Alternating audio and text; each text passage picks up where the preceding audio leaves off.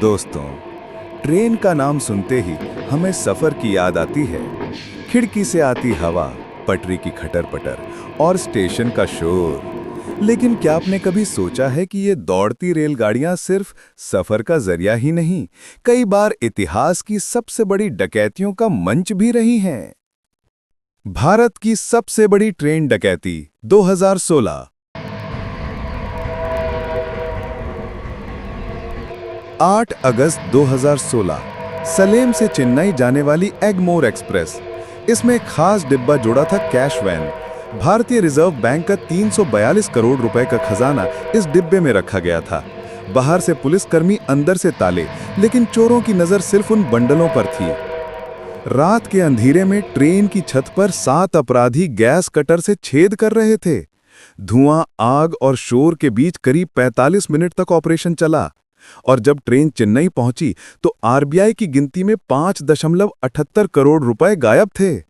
पूरे देश में हड़कंप मच गया। सीआईडी, नासा की टेक्नोलॉजी और 2 साल की तफ्तीश के बाद गिरोह पकड़ा गया। लेकिन ये डकैती आज भी भारत के इतिहास में सबसे बड़ी ट्रेन रॉबरी मानी जाती है। Great train robbery, England, 1963।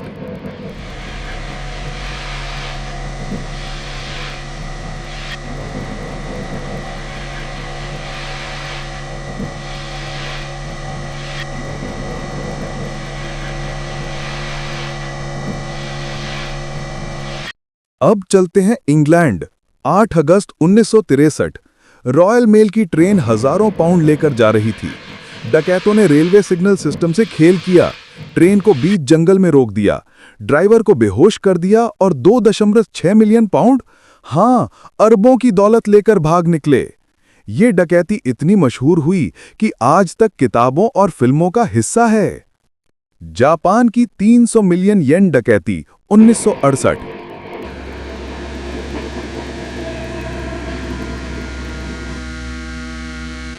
Japan. एक नकली पुलिस वाले ने बैंक की कैश वैन रोकी, कहा कि बम की धमकी है, और फिर 300 मिलियन येन लेकर फरार हो गया। सबसे हैरानी की बात, ये केस आज तक अनसुलझा है। चोर कौन था, कहां गया, कोई नहीं जान पाया। भारत की क्रांतिकारी लूट, कोलकाता मेल, 1925।